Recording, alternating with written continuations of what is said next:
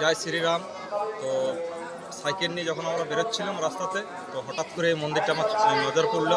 তো যেহেতু শ্রীরামের মন্দির, আর শুধু শ্রীরাম নয়, এখানে রাধা কৃষ্ণ আছে, শিব আছে। তো দেখে আমার মনে হলো যে তোমাদেরকে দেখাই এই মন্দিরটা। যার জন্য আমি রাস্তা যেতে যেতে দাঁড়িয়ে পড়লাম আর তোমাদেরকে এই মন্দিরটা দর্শন করাবো বলে দর্শন করাবো এটা।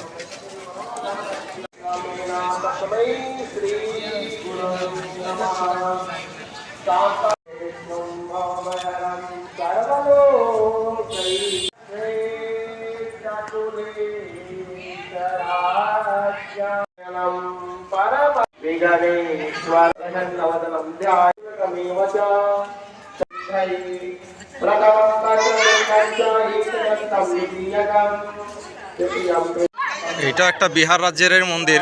তো রাস্তায় যখন সাইকেল নিয়ে যাচ্ছিলাম, যেতে যেতে হঠাৎ করে একটা মন্দির দেখতে পেলাম, যেটা হচ্ছে রাম মন্দির।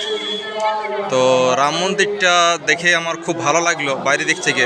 তো ভাবলাম যে যাই একটু ভিডিও করি, তোমাদেরকে দেখাই। যেহেতু আমি এত দূর যখন এসেছি, তখন ছোট বড় সব রকমই মন্দির তোমাদেরকে দেখাবার জন্যে আমি চেষ্টা করছি। সাজিয়েছে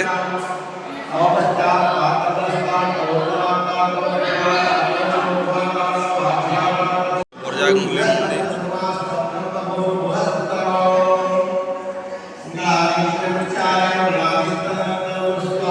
কৃষ্ণ রাধা কৃষ্ণের মূর্তি দেখুন, খুব সুন্দর, দর্শন করুন।